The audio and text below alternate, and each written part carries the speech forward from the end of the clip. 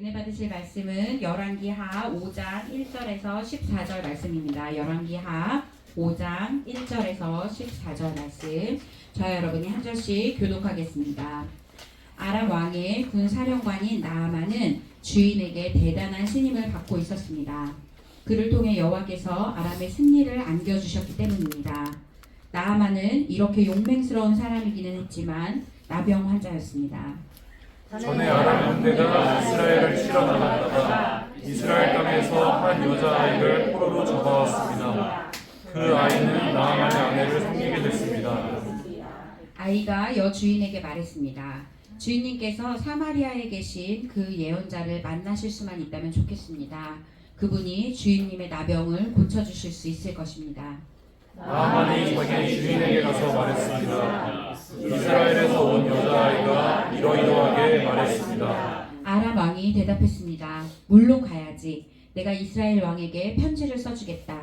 그리하여 나아만은 은 10달란트와 금 6,000세겔과 옷 10벌을 가지고 길을 떠났습니다. 나아만은 또 이스라엘 왕에게 줄 편지도 가지고 갔습니다. 그 편지에는 이렇게 쓰여 있었습니다. 내가 내 종 나아만을 왕께 보내니 이 편지를 받아보시고 왕께서 그의 나병을 고쳐주십시오. 이스라엘 왕은 편지를 읽고 자기 옷을 찢으며 말했습니다.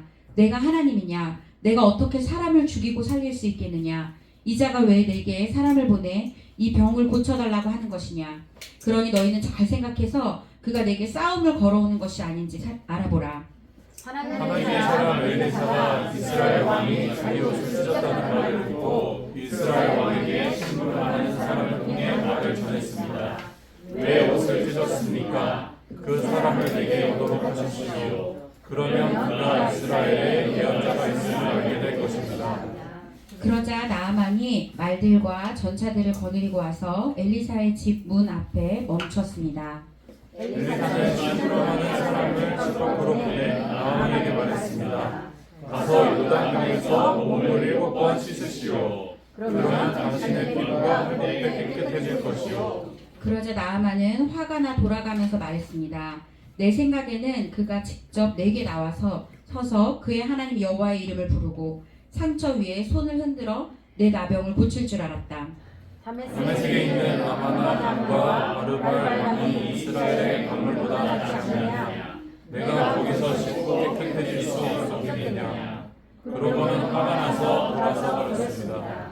나아만의 종들이 그에게 와서 말했습니다. 내 아버지여, 만약 저 예언자가 당신께 엄청난 일을 하라고 했다면 하지 않으셨겠습니까? 하물며 그가 당신께 몸을 씻어 깨끗하게 되라고 말하는데 못할 까닭이 있습니까? 그러자 그는 하나님의 사람이 말한 대로 내려가 요단강에 7번 몸을 푹 담갔습니다. 그러자 그의 피부가 어린아이의 피부처럼 회복돼 깨끗해졌습니다.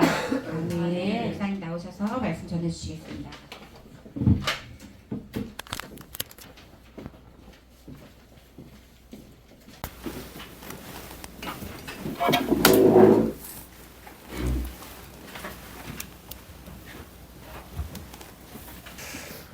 저는 오늘 본문 말씀 통해서 성공의 유혹, 우상 6번째 시간입니다. 성공의 유혹이라는 제목으로 하나님 말씀 전하도록 하겠습니다.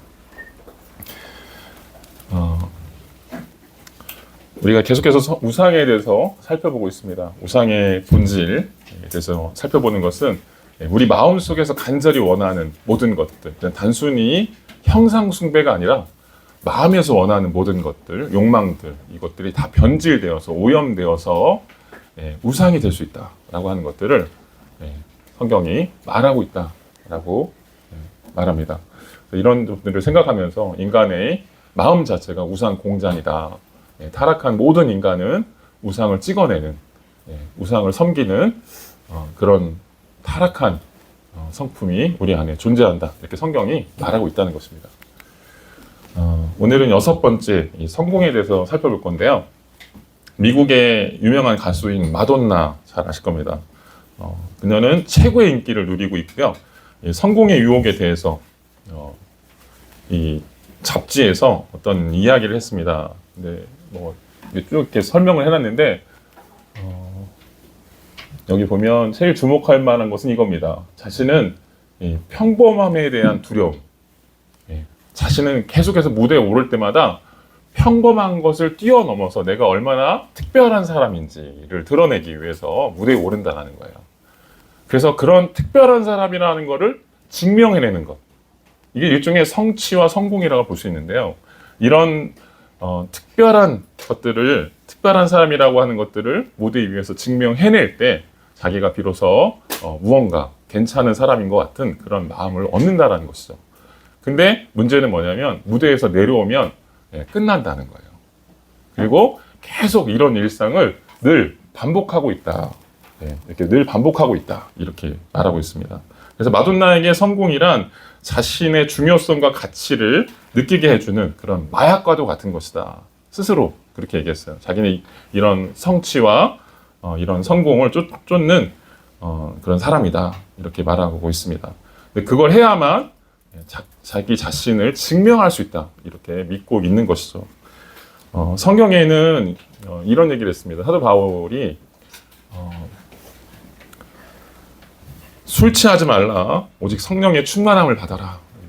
사도 바울 서신에 그런 얘기를 했는데 어떤 상담가는 이런 얘기를 했습니다. 이 성공이라는 게 요즘 시대, 우리 시대에 있어서 모든 사람들이 마시는 우리 시대의 술이다. 이런 얘기를 했어요. 술과 같다는 거예요. 성공이라고 하는 술을 계속 마시면서 어떻게 되는 거예요? 중독에 빠지고 있다는 거예요. 그래서 성취 중독, 성공 중독에 빠진 사회가 오늘날 우리 사회다. 이렇게 얘기를 하고 있습니다. 그래서 성공이라는 이런 계속된 술을 마시고 있는 이 사회가 우리 시대다라고 말할 수 있습니다. 문제는 뭐냐면 이런 성공 중독과 성취 중독은 계속해서 이런 또 다른 성공과 또 다른 성취를 불러낼 뿐 궁극적인 이런 의미와 가치를 만들어내지 못한다는 데 있습니다. 사실 사회에서의 성공이라는 것이 인생에 있어서 중요한 질문들에 대해서 대답해 줄 수 있는 게 아무것도 없습니다. 나는 누구인가? 내 진정한 가치는 어디서 오는 것인가? 내가 어떻게 이렇게 인생을 살다가 어떻게 죽음을 맞이할 것인가? 라고 하는 이런 궁극적인 질문에 대해서 이 성공과 성취가 말해주는 게 아닙니다. 그럼에도 불구하고 계속해서 사람들은 이런 성공을 쫓으며 살아간다라고 하는 것이죠. 그래서 이런 개인적인 성공과 성취는요, 다른 우상들보다 또 하나 이런 중독 증세보다 굉장히 심각한 병적인 증상을 나타내는 게 뭐냐면 정신적으로 스스로 신이라고 생각하는 그런 망상을 만들어냅니다. 성공을 통해서 자기가 신이 됐다고 생각하는 거예요. 이런 어떤 금메달을 따거나 어떤 자기 이런 분야에서 어떤 성취를 이루고 성공을 이루고 일가를 이루면 이제 내가 모든 것을 할 수 있다라고 생각하는 그런 신 같은 그런 느낌을 스스로 받게 된다라고 하는 것이죠. 그래서 이런 내 인생에서 안전과 평안과 인생의 가치 자체가 이런 성공에 달려 있다라고 믿게 만드는. 하지만 거기에 아무것도 존재하지 않습니다. 그래서 우상을 성공으로 삼았다라고 하는 표시들 중에 하나는 뭐냐면 자기 자신을 이렇게 왜곡되게 바라본다는 거예요. 자기 자신이 신인 것처럼, 자기 자신이 아무런 문제가 없는 것처럼 이렇게 생각한다라고 하는 것이죠. 그래서 이렇게 성공에 중독되면요, 어떤 증상이 나타나냐면 눈이 멉니다. 보지 못하게 됩니다. 이게 뭐냐면 성경이 말하는 우상 숭배의 결과입니다. 우상 숭배의 결과. 시편 135편에 15절부터 18절에 보면 이런 얘기를 합니다. 같이 한번 읽어보겠습니다. 시작. 이방 나라의 우상들은 은덩이나 금덩이일 뿐 사람이 손으로 만든 것이므로 입이 있어도 말을 못하고 눈이 있어도 볼 수 없고 귀가 있어도 듣지 못하고 입으로 숨도 쉴 수 없으니 우상을 만든 자들과 우상을 의지하는 자들은 누구나 우상과 같이 될 것이다. 우상들은 입이 있어도 말을 못하고 눈이 있어도 보지 못하고 귀가 있어도 듣지 못합니다. 근데 우상 숭배하는 사람들은 우상과 같이 됩니다. 그래서 누구나 우상 숭배하게 되면 이런 보지 못하고 듣지 못하고 말하지 못하는 이런 우상과 똑같은 삶을 살게 됩니다. 한마디로 영적인 소경 상태가 되는 것이죠. 그래서 성공을 우상으로 떠받드는 사람이 이런 식으로 살면 자신의 삶에 대한 자신감을 아예 잃어버리게 됩니다. 이런 성공이 조금이라도 위협받으면, 성공 자체가 조금이라도 흔들리면 이제 더 이상 거기에서부터 이런 삶에 대한 안정감이나 이런 평안함이 사라지게 되는 것이죠. 그래서 이런 우상 숭배 자체가, 이 성공이라는 우상 숭배 자체가 매우 위험한 시대를 우리가 살고 있다고 볼 수 있습니다. 요즘 굉장히 잘 아는 우리 시대가 어떤 시대인지 잘 보여주는 이 드라마인데요. 오징어 게임 전 세계 히트를 쳤죠. 그리고 한국 사회가 이런 시대에 살고 있다라고 하는 것들을 우리가 다 이야기하고 있습니다. 특별히 이런 경쟁 문화가 한국 사회 안에 가득히 찌들어 있는데요. 이런 성공을 쫓다 보니까 이런 성공이라고 하는 것을 얻기 위해서 누구든지 그것을 남을 꺾고 내가 올라서야 되는 그런 경쟁 문화가 우리 시대에 판을 치고 있습니다. 얼마나 심하냐면 유년기의 전문화라고 하는 용어가 있습니다. 이게 무슨 얘기냐면 어려서부터 부모와 학교가 연합해서 아이들을 만능 학생으로 길러내야 된다라고 하는 그런 신화를 믿어요. 그래서 요즘 아이들 보면요, 초등학교 들어가기 전부터 합니다. 그래서 학원을 몇 개를 돌리려면 밤새도록 돌려요. 애들이 놀아야 되는 아이들이 놀지 못하고 10시까지 어려서부터 학원을 돌립니다. 그렇게 돌리면 부모들이 어떻게 믿는 거예요? 우리 아이가 만능 학생이 될 것이다 라고 믿는 것이죠. 이제 아이들에게 있어서 가정도 쉬는 안식처가 되지 못하고 오히려 아이들을 이런 성공을 길러내는 그런 공장이 되어버린 게 아닌가라는 생각을 해봅니다. 이뿐 아니라 우리 시대를 보면 수능 문화가 있죠. 이 수능 문화에 보면 우리나라는 제가 예전에 그런 얘기를 들었는데 우리나라의 옛날의 과거제도, 이 과거제도가 지금의 수능하고 똑같습니다.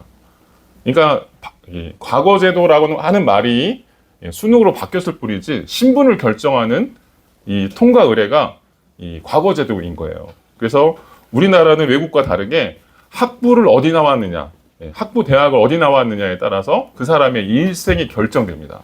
그러니까 20세 나이에 들어가는 대학교가 어디 나왔느냐에 따라서 신분이 결정되는 그런 시대에, 그런 나라에 살고 있는 것 같은 그런 느낌이 듭니다. 특별히 이 서울대 연고대보다 더 높은 대학이 있다고 그래요. 어떤 대학인지 아세요? 의대입니다. 의대를 신봉하고 있죠. 그래서 의대에 보내기 위해서 고등학교도 특목고, 자사고 이런 데 보내면서 서열화를 시키죠. 어려서부터 이런 경쟁 문화 속에서 아이들을 줄 세고 있어요. 일반고에서도 마찬가지입니다. 일반고에서도 내신 잘 받기 위해서 무한 경쟁에 휘둘리고 있어요. 저는 우리 아이들이 이제 중학교, 고등학교 올라가는데 솔직히 너무 안타까워요. 우리 아이들이 그런 경쟁을 해야 된다라는 게 너무 안타깝고 이런 시대에 살고 있는 것 자체가 정말 마귀적인 사탄적인 그런 문화가 아닌가라는 생각을 해보게 됩니다. 이 한국 사회에서 이렇게 학벌이 우상화되니까 어떤 문제들이 생기냐면 지금 우리 시대가 이런 학벌 자체가 우상화되고 있어요. 중고등학교 다니는 아이들이 교회가 그래서 없습니다. 요즘 한국 교회는요, 예전에는 제가 교회 다닐 때만 해도 학생부가 넘쳤어요. 중고등학교, 주일학교 막 넘쳤습니다. 수백 명씩 있었어요. 근데 지금은 없습니다. 씨가 말랐습니다. 그마저도 있어도 굉장히 소수예요. 재직들의 자녀만 조금 남아있고요. 거의 없습니다. 그리고 중간고사, 기말고사가 되잖아요. 그러면 교회에서 애들을 찾아볼 수가 없습니다. 왜냐하면 학원에서 보충을 해줘요. 근데 그 보충이 중간고사, 기말고사의 족보와 같은 거예요. 그걸 못 들으면 내신이 안 나옵니다. 그래서 있는 애들도 시험 기간이 되면 안 나오는 것이죠. 이게 마치 요한계시록에 보면 666이라는 표가 있는데 그거 같아요. 그런 우상을 숭배를 하고 있다라는 생각을 해보게 됩니다. 이렇게 우리 시대 자체가 이런 가짜 신을 받들려고 부추기고 있는 그런 시대를 살고 있는 게 아닌가라는 생각을 해봅니다. 그렇다면 우리가 여기서 어떻게 해야 될까? 이게 중요하잖아요. 어떻게 그러면 벗어날 수 있을까라는 것도 생각해 봐야 됩니다.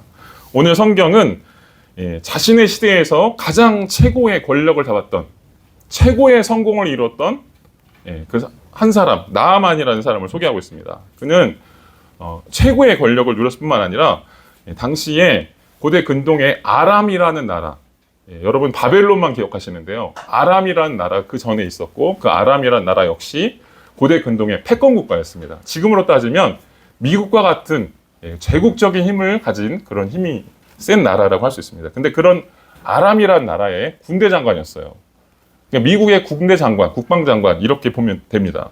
이 사람이 얼마나 힘이 셌는지 18절에 보면 아람 왕이 그의 손을 의지했다라는 표현을 써요. 이게 무슨 얘기냐면 무슨 공식 성상에 나타날 때마다 그 사람의 손을 잡고 나오는 거예요. 그러니까 어떤 사람이라는 거예요. 왕 다음이라는 거예요. 그 정도의 성공한 사람이라고 볼 수 있습니다. 그런데 이에게 이렇게 훌륭한 사람이고 훌륭한 업적을 이룬 사람이고, 그럼에도 불구하고 성경이 말하고 있는 것은 이런 훌륭한 성공 뒤에 어두운 그림자가 있다, 이렇게 말하고 있어요. 오늘 1절 한번 읽어보겠습니다. 시작. 나아만의 군대 장관은 아람의 군대 장관은 나아만은 그의 주인 앞에서 크고 존귀한 자니 이는 이게 제가 좀 성경이 다르네요. 같이 읽어보겠습니다. 시작. 아람 왕의 군사령관인 나아만은 주인에게 대단한 신을 받고 있었습니다. 그를 통해 여호와께서 아람의 승리를 주시게 됩니다. 나아만은 그에게 명성한 사람을 했지만 아담하였습니다. 네. 아람 왕의 군대 장관이었던 이 나아만이 크고 존귀한 자다, 이렇게 설명하고 있어요. 그리고 맨 마지막에 보면 용맹스러운 사람이다. 개역개정에는 큰 용사다, 이렇게 얘기하고 있어요. 그런데 마지막에다가 이렇게 얘기하고 있어요. 꼬리표를 달아놓습니다. 뭐냐면 나병 환자다, 이렇게 말합니다. 이 나병은 뭐냐면 당시에 치명적인 피부 질환이었어요. 고대 근동에서 고칠 수 없는 질환이었습니다. 요즘 시대로 따지면 암이에요, 암하고 똑같습니다. 그러니까 성공한 사람이고, 그리고 최고의 그런 권력을 갖고 있는 사람이지만 그의 속에서 이미 죽어가고 있는 거예요. 죽어가고 있는 겁니다. 이 성경이 이걸 말해주는 거예요. 성공이라고 하는 것, 성취라고 하는 것, 이것이 영적으로 보기에는, 그것이 세상적으로는 괜찮은 것처럼 보이지만 사실 영적으로는 죽어가고 있는 것이다 라고 말하고 있는 것이죠. 그래서 성공에 있어서 가장 큰 동기는 사실 모든 사람들이 성공을 왜 하냐면요, 결국 핵심 집단에 들어가기 위해서입니다. 힘이 세지고 어떤 권력을 얻어서 핵심 집단에, 쉽게 얘기하면 인싸가 되고 싶은 거예요. 인싸가 되고 싶은 거예요. 권력을 누리는 그 핵심 인싸가 되어서 그곳에 들어가고 싶은데, 이 나병의 치명적인 약점은 뭐냐면 전염된다는 거예요. 전염되기 때문에 들어갈 수가 없어요. 자기의 성공과 성취는 이미 그것을 조건으로는 거기에 들어가도 남습니다. 들어가고 남는데 들어가지 못하는 결정적인 이런 질병을 갖고 있었다, 이렇게 말하고 있습니다. 나병 때문에 아무것도 그 성공이 효력을 발휘하지 못하는. 그래서 나아만의 이 나병이 보여주는 이 현실은 뭐냐면 이 성공이 우리가 원하는 만족을 줄 수가 없다는 거예요. 우리는 이 성공하면, 성취를 이루면 모든 것을 보상받을 수 있다, 이렇게 생각하는데 이 나병이 뭐예요? 아무런 것도 보상해 줄 수 없다라는 거예요. 성공한 사람 중에 여전히 자기가 외부인인 것처럼, 자기가 이런 행복과 이런 만족을 누릴 수 있다고, 내부인이 될 수 있다고 자부했는데, 그런 성취를 얻고 난 다음에도 여전히 외부인처럼 소외감을 느끼고 쓸쓸한 마음을 느낀 채로 살아가는 사람들이 얼마나 많은지 모릅니다. 그래서 성공한 사람들이 자살하는 경우가 굉장히 많죠. 이런 것들을 반증한다라고 볼 수 있습니다. 나아만의 이제 이때 하나님께서 일을 하시기 시작합니다. 나아만의 그 아내를 섬겼던 여종이 등장합니다. 그 여종이 와이프에게 이야기하면서 뭐라고 하냐면, 우리나라에 가면 엘리사라는 분이 계신데 그 엘리사에게 가서 치료를 받으면 나을 수 있다라고 하는 소식을 전해주게 됩니다. 그래서 나아만은 그 이야기를 듣고 지푸라기라도 잡는 심정으로 엘리사에게 치료를 받으러 갑니다. 근데 이때 이제 나아만이 준비한 게 있습니다. 아이가 얘기하죠. 그리고 5절에 보면 가서 5절 한번 읽어보겠습니다. 시작. 아람 왕이 대답했습니다. 가야지. 내가 이스라엘 왕에게 편지를 써주겠다. 나아만은 은 10달란트와 은 600 옷 10벌을 가지고 길을 떠났습니다. 나아만은 얘기를 듣고 지푸라기 정말 소망이 없잖아요. 소망이 없으니까 어떻게 해서라든 이걸 고쳐야 되겠다는 마음을 가지고 갑니다. 근데 그냥 가는 게 아니고 이스라엘 왕에게 갑니다. 가면서 아람 왕의 편지를 받아요. 친서를 받는 것이죠. 그 친서의 내용에는 결국 나아만을 고쳐달라는 내용이겠죠. 굉장히 미국의 미국의 지금 바이든인데 바이든 대통령이 우리나라의 대통령에게 편지를 써줬다 이렇게 보시면 돼요. 그러니까 굉장한 그 실력자가 이렇게 편지를 써준 것이고요. 그리고 선물도 어마어마하게 많은 양입니다. 이게 다 일일이 설명하지 않겠지만 어마어마하게 많은 양을 가지고 와서 고쳐달라고 한 거예요. 그러면서 나아만이 이스라엘 땅에 오게 됩니다. 그러면서 이제 나아만이 이렇게 생각하는 것이죠. 이제 자기는 깨끗한 몸으로 돌아갈 수 있을 것이다. 이미 왕의 친서에서 왕이 이렇게 내용을 써줬기 때문에 왕이 한마디 하면 자기는 엘리사가 자기 선지자가 고쳐줄 것이다 이렇게 생각했던 것입니다. 이게 무슨 얘기냐면 자신의 성공으로 이미 자기가 이룬 업적으로 계속해서 이 문제를 해결할 수 있다고 보는 거예요. 자기가 여전히 이런 성공을 통해서 구원을 얻을 수 있다라고 생각하고 있는 것이죠. 사실 근데 원래 여종은 왕에게 찾아가라고 한 게 아니에요. 누구에게 찾아가라고 했죠? 엘리사에게 바로 찾아가라는 얘기였어요. 근데 지금 나아만은 엘리사에게 직접 찾아가지 않습니다. 왜? 그건 용납할 수가 없어요. 자기 방식이 아니에요. 자기 방식은 뭐예요? 자기의 성공의 방식을 그대로 가져와서 자기가 이런 사람이다 라고 하는 것들을 과시하고 그런 조건을 대상으로 이런 노력과 이런 어떤 큰 것들을 가지고 와서 그런 성공을 얻을 수 있다라고 생각했던 것이죠. 그리고 이스라엘 왕에게 찾아갑니다. 근데 이스라엘 왕이 어떻게 했을까요? 7절에 보면 이스라엘 왕이 그 글을 읽고 찢어버립니다. 자기 옷을 찢어버려요. 옷을 찢으면 무슨 얘기냐면 이스라엘 왕이 노발대발해요.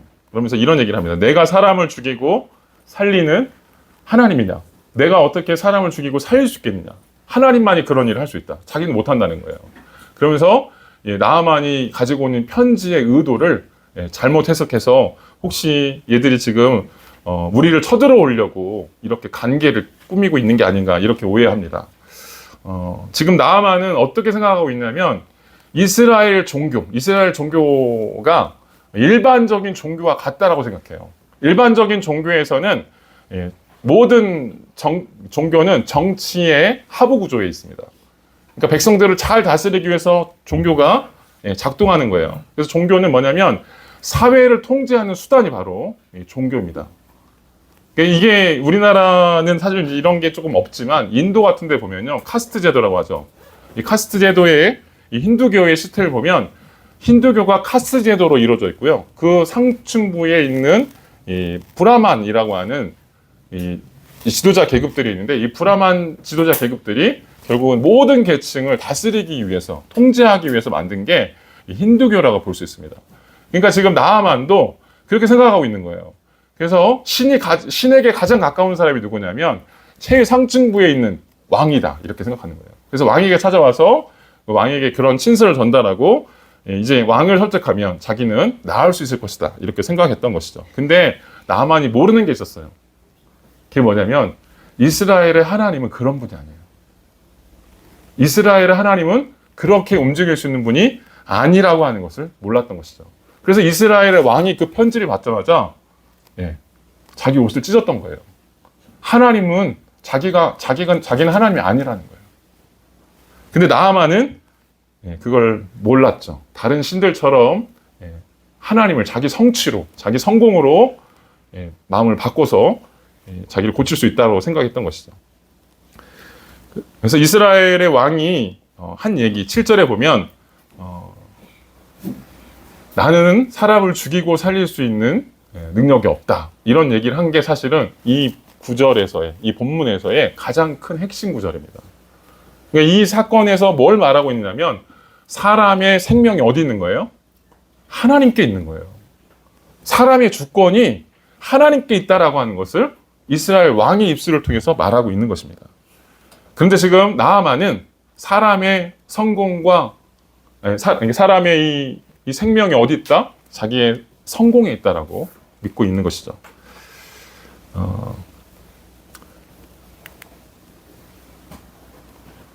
이런 명령은 사실 이 명령을 듣고 결국 이제 그 8절에 보면 한번 8절에 이렇게 얘기합니다. 엘리사가 그 얘기를 듣고 이스라엘 왕을 찾아가 이스라엘 왕에게 사람을 보냅니다. 하인을 보내서 지금 당신이 왜 옷을 찢었는지 알았습니다. 라고 하면서 그 사람을 내게로 오도록 하십시오. 그러면 이스라엘에 예언자가 있음을 내가 알게 할 것입니다. 하나님이 있다. 이스라엘의 예언자 뒤에 있는 하나님이 있음을 내가 알려줄 것입니다. 이렇게 제안을 하죠. 그리고 나하만은 이제 엘리사의 집 앞으로 가게 됩니다. 근데 엘리사의 집으로 갔던 나하만이 충격을 받게 돼요. 충격을 받게 됩니다. 왜냐하면 엘리사의 집으로 갔을 때 여전히 그런 금은보화를 다 챙겨가지고 가죠. 왕의 친서도 가지고 가죠. 다 가지고 갔어요. 근데 가자마자 엘리사는 거들떠도 보지 않습니다. 거들떠도 보지 않아요. 지금 여전히 이 나하만은 하나님과 엘리사와 이 자신의 이 성공과 딜을 하려고 그래요. 성공과 거래하려고 합니다. 그런데 엘리사는 쳐다도 보지 않아요. 보지도 않고 하인을 시켜가지고 말을 전달하게 합니다. 무슨 말이었냐면 10절에 나오는데요. 10절에 가서 요단강에 몸을 7번 씻으십시오. 그러면 나을 것입니다. 이렇게 얘기해요. 근데 이 얘기를 듣자마자 나하만이 화가 잔뜩 납니다. 화가 잔뜩 나서 돌아서 버립니다. 돌아서 버려요. 왜 화가 났을까요? 왜 화가 이게 중요해요. 나하만이 왜 화가 났을까요? 너무 쉬워서요. 너무 쉬워서요. 그동안 나하만은 인생의 생명이 어디 있다고 생각했던 거예요. 남들이 할 수 없는 거를 하는 게 거기 있다고 생각했던 거예요. 그게 성공이라고 믿었던 사람입니다. 남이 할 수 없는 것들을 해내는 것을 통해서 인생의 생명이, 구원이 거기 있다라고 믿었던 거예요. 근데 엘리사가 와서, 엘리사 선지자의 사인이 와가지고 7번 요단강에 가서 씻으라고 하는 것이죠. 여기 정확하게 이렇게 얘기합니다. 내 생각에는 그가 직접 내게 와서 그의 하나님 여호와 이름을 부르고 상처 위에 손을 흔들어 내 나병을 고칠 줄 알았다.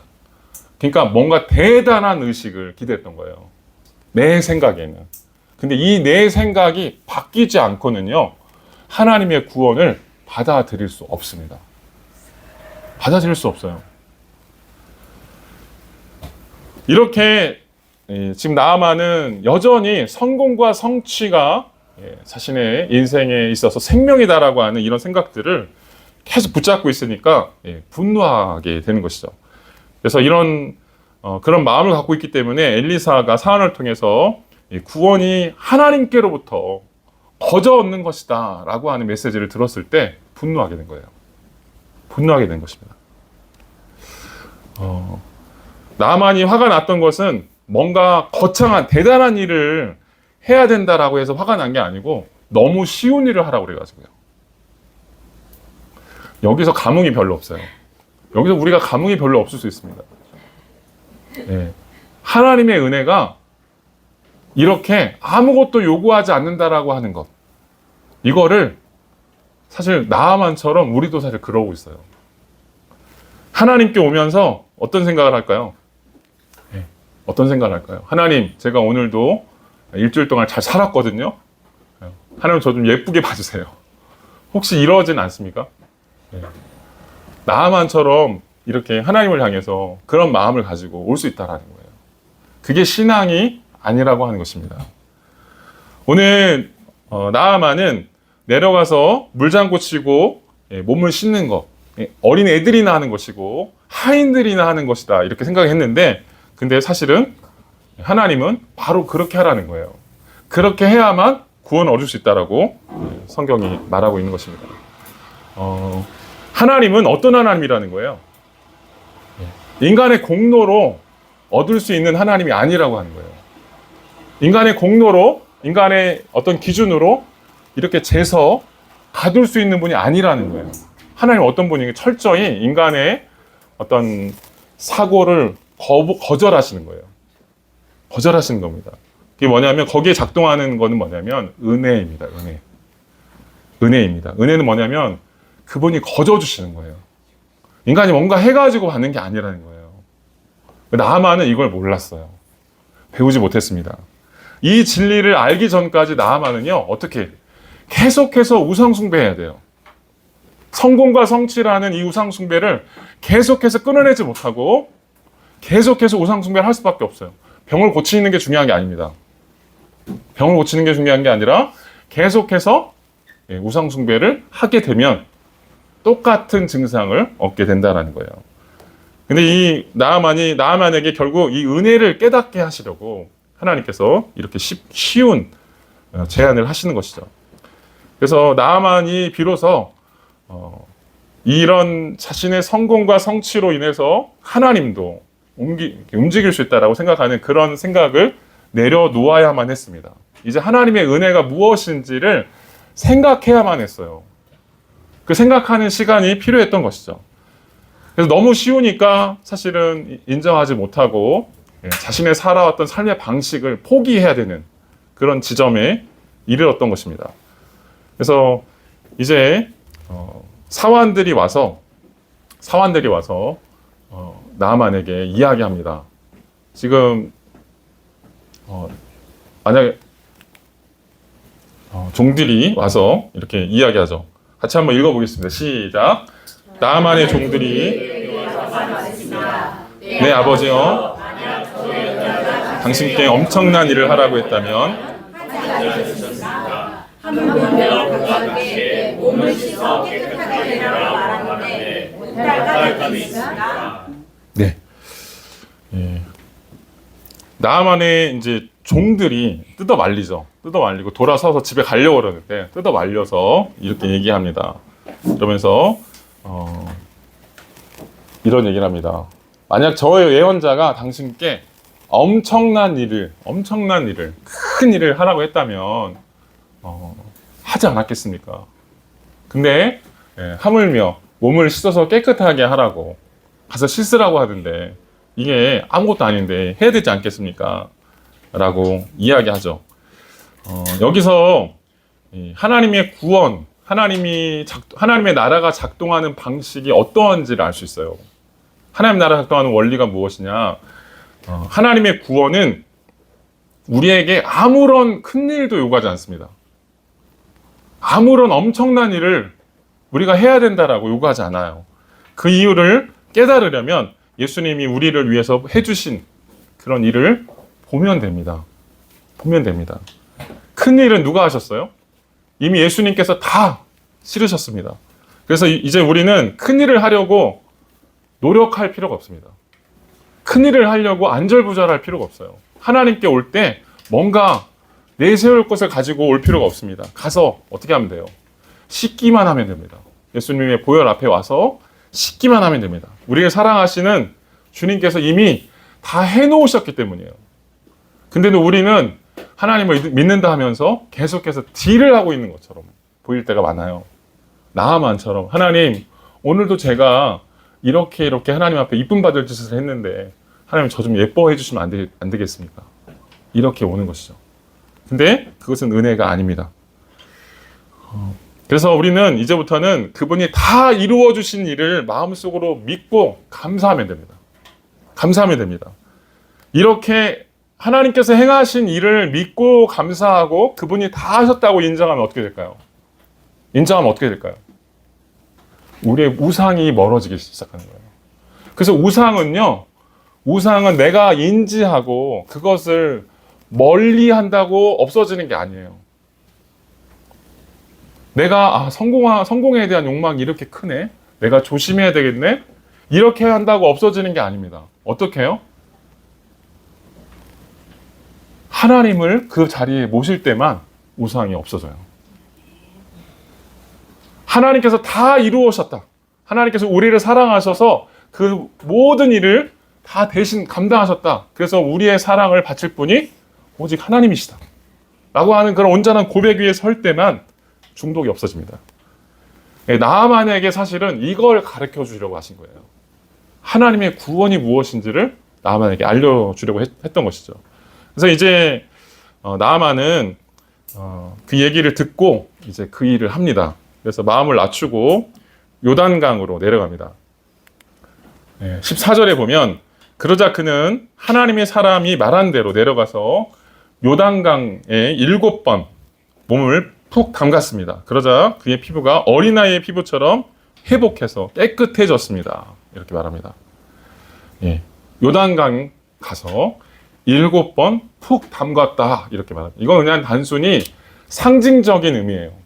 상징적인 지금도 몸이 아프다고 요단강 가서 성지순례 가가지고 7번 물을 담고 올라오시는 분이 있습니다. 나을까 안 나을까요? 안 낫습니다. 상징적인 거예요. 뭘 상징하는 거예요? 하나님의 구원의 은혜. 하나님께서 내가 아무것도 하지 않았는데 하나님께서 나를 고쳐주신다. 그걸 믿는 거예요. 오늘 성경의 이 구원 이야기는 우리가 숭배하는 이 성공을 가차없이 무너뜨립니다. 그걸 아셔야 돼요. 이 성경은 뭘 말하냐면 우리는 계속해서 성공하면 괜찮을 거야. 성공하면 내 이름을 날릴 수 있을 거야. 나는 행복할 거야. 이렇게 생각하는 거예요.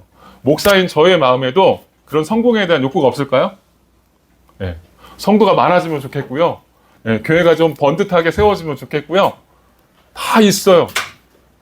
근데 성경이 뭘 말하는 거예요? 이 성공이 우상이다라는 거예요. 그 성공을 하나님께서 기뻐하지 않는다. 성공을 무너뜨리신다. 이렇게 말하는 거예요. 그러니까 우리가 어떻게 해야 돼요? 제가 어떻게 해야 될까요? 그걸 믿으면 안 되겠죠. 그 나아만의 병이 고침을 받는 과정에서 쓰임받은 사람을 한번 볼 필요가 있습니다. 나아만을 고치는 과정에서 어떤 사람들이 쓰임받았는가 성경이 그걸 말하고 있어요. 근데 뭘 말하고 있냐? 거기 그 나아만을 고치는 그 과정에서 나아만에게 도움을 줬던 사람들은요, 왕이나 최고 권력자가 아니었습니다. 나아만이 그렇게 권력을 꿈꾸고 성공을 꿈꿨는데 그런 사람들은 아무런 도움이 되지 못했어요. 누가 도와줬는지 아세요? 종들이 도와줍니다. 다 종들이었어요. 어떤 종들이 있었냐면 이스라엘에서 잡혀온 2, 3절에 보면 어린 소녀가 있었어요. 이 소녀는 이스라엘에서 잡혀와서 지금 나아만의 와이프의 수종을 드는 여종이었어요. 그리고 두 번째로 10절에 보면 엘리사의 집에서 그 말을 전해준 엘리사의 종이 있죠. 또 세 번째로 나아만이 집에 돌아가려고 할 때 뜯어 말렸던 종들이 있습니다. 당시 종들은요, 그 당시에서 천대받는 사람이었습니다. 놀이개예요, 놀이개. 글라디에이터 같은 데 보면은 사람들을 맹수의 굴에 집어넣고 죽이게 하죠. 싸우게 하죠. 그게 누구인지 아세요? 종들입니다. 놀이개예요, 놀이개. 놀잇감입니다. 그리고 노동하는 짐승이에요. 노동하는 짐승처럼 여겼습니다. 그런데 하나님은 그 종들을 통해서 나아만에게 구원의 메시지를 전하십니다. 나아만이 그들의 말을 듣는다라는 거 사실 쉬운 건 아니었어요. 근데 어쨌든 들었고요. 그리고 그들의 말을 듣고 구원의 답을 얻을 수 있었습니다. 구원이 어떻게 오는지, 하나님의 구원이 어떻게 일하는지를 깨달을 수 있었습니다. 그래서 이 구원의 복된 소식이 나아만이 기대했던 것처럼 왕궁이나 화려한 집에서 나온 게 아니고요. 이 종의 숙소에서, 종이 살던 곳에서 나왔다라고 말하고 있어요. 성경이 이 종이라는 주제를 굉장히 강조합니다. 그리고 이 종이라는 주제에 모범을 보이신 분이 누구냐? 예수 그리스도라고 말씀하고 있어요. 예수 그리스도. 예수님은 태어나실 때부터 우리가 생각할 때는 왕으로 오셨으니까 그 당시에 로마의 수도에서 태어나거나 아니면 그 당시에 가장 화려한 도시라고 여겨졌던 알렉산드리아 같은 곳에서 태어나셨어야 되는데 사실 예수님 어디서 태어나셨어요? 유대 땅 베들레헴의 말구유에서 태어나셨습니다. 이게 뭘 말하는 거예요? 예수님이 종으로 오셨다라고 하는 것을 말하고 있습니다. 이렇게 종이 하나님의 구원을 만들어내는 역할을 한다는 거예요. 이게 놀랍습니다. 성경은요, 성공하고 성취를 이루는 사람이 하나님의 영광을 드러내는 게 아니라 종이 하나님의 영광을 드러낸다고 말하고 있어요. 사도 바울이 고린도전서 이걸 깨닫고 이런 얘기를 합니다. 같이 읽어보시죠. 시작.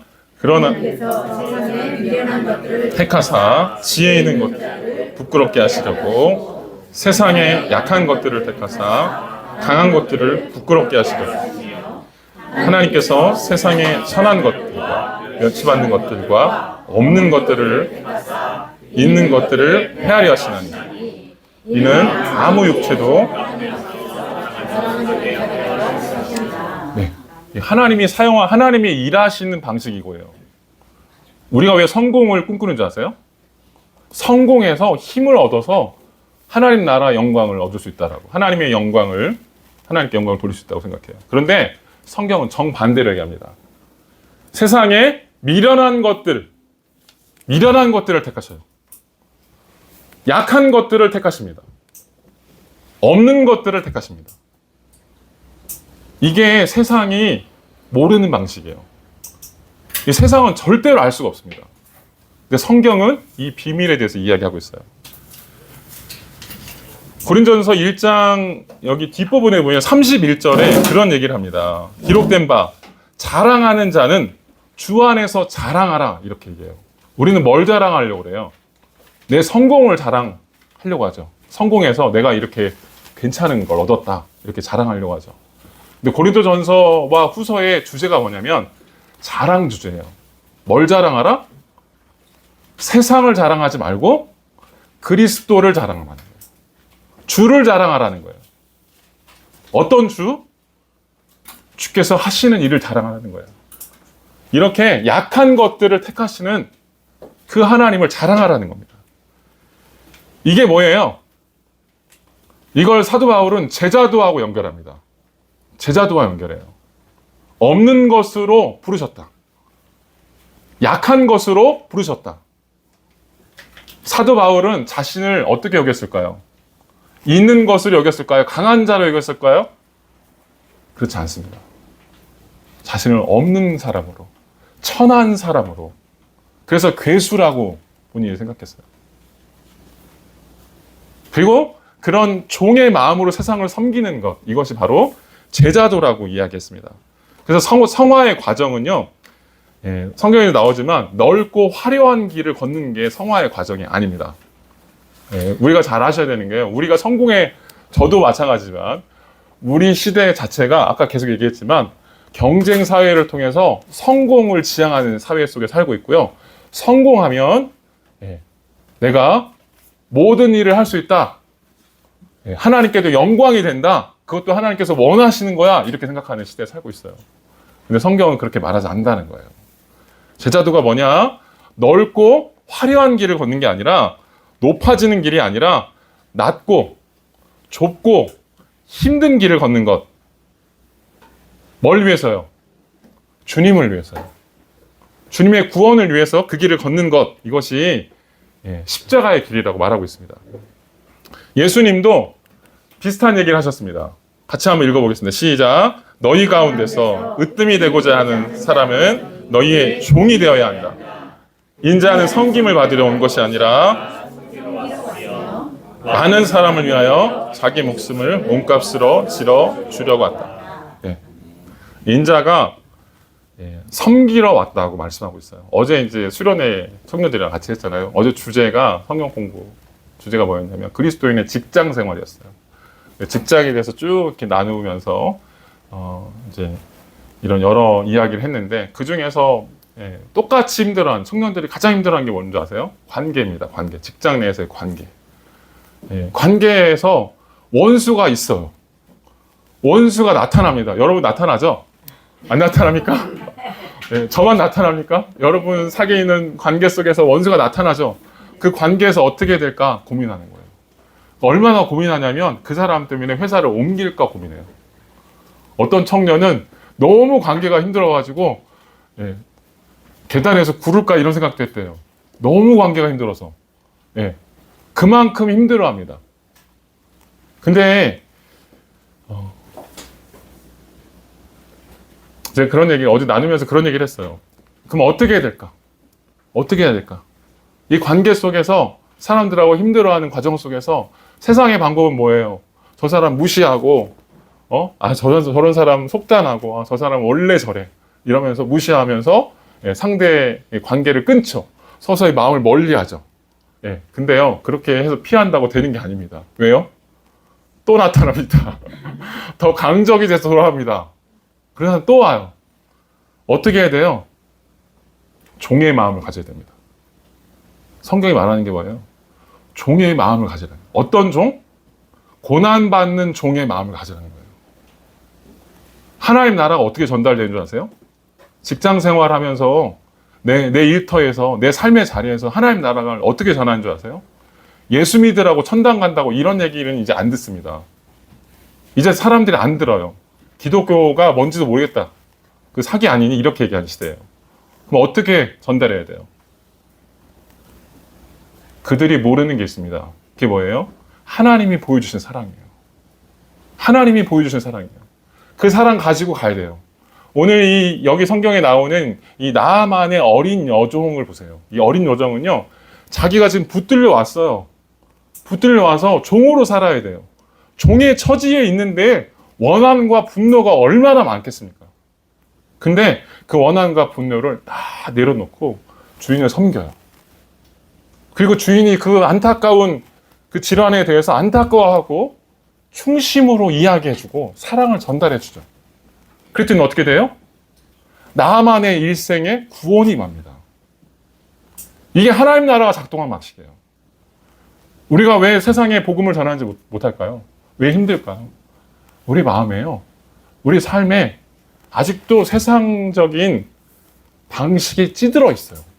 그리고 하나님을 안다고 하면서, 하나님의 사랑을 안다고 하면서 말로는 고백하지만 현실 속에 일상에 가서 그들의 종이 되어야 하는 그 제자도는 아직 한 발짝도 내딛지 않았을 수 있습니다. 그래서 힘든 거예요. 구원받는 게요? 쉬울까 어려울까요? 왜 어려워요? 하나님이 여러분을 그렇게 만드시겠대요. 저는 여러분들에게 다 구원, 그냥 아무것도 안 해도 된다고 이렇게 얘기하고 싶은데 하나님이 여러분들에게 그렇게 하시겠대요. 그렇게 넓은 사람을 만드시겠대요. 기도하고 마치겠습니다.